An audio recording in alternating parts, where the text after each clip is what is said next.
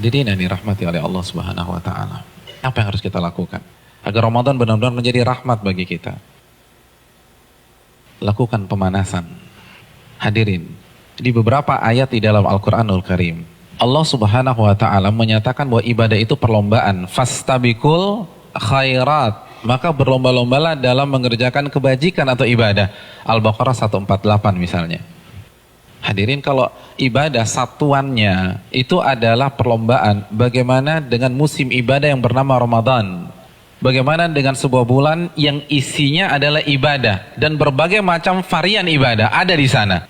Maka tidak heran sebagian orang mengatakan bahwa Ramadan itu ibarat olimpiadenya ahli takwa. Simpel aja deh. Ada tidak seorang atlet mengikuti olimpiade tanpa TC, tanpa pemanasan, tanpa stretching, tanpa warming up, lalu dia mendapatkan medali emas? Nggak ada. Misalnya cabang olahraga dia akan diperlombakan atau akan dipertandingkan misalnya 17 Juni atau 16 Juni. Jadi dari hari ini kerjanya makan, tidur, makan, tidur, makan, tidur, makan, tidur, makan, tidur. 16 datang ke stadion, berlomba, juara. Nggak ada ceritanya. Nggak ada. Kalah. Padahal kita tahu bersama bahwa olimpiade itu hanya bisa diikuti oleh atlet-atlet papan atas dunia. Hadirin suka olahraga apa?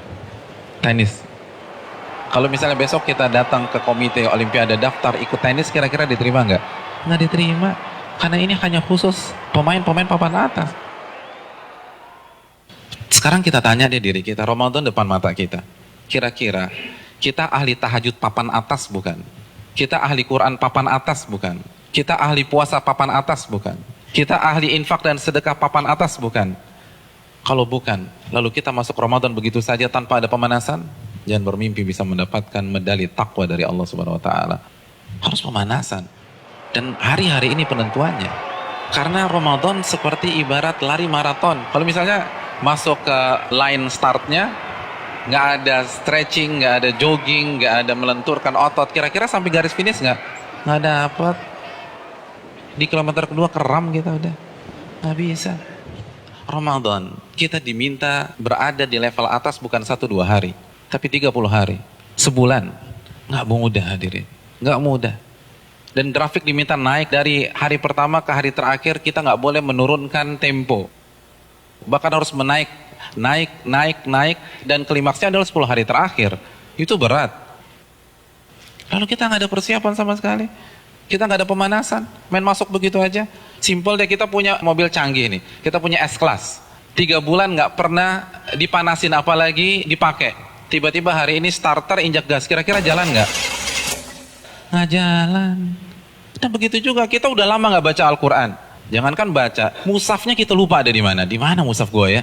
Kan suka gitu tuh. Lalu satu Ramadan baca 3 juz, nggak mungkin bisa. Kalau bisa hari kedua resign lah orang kayak gitu.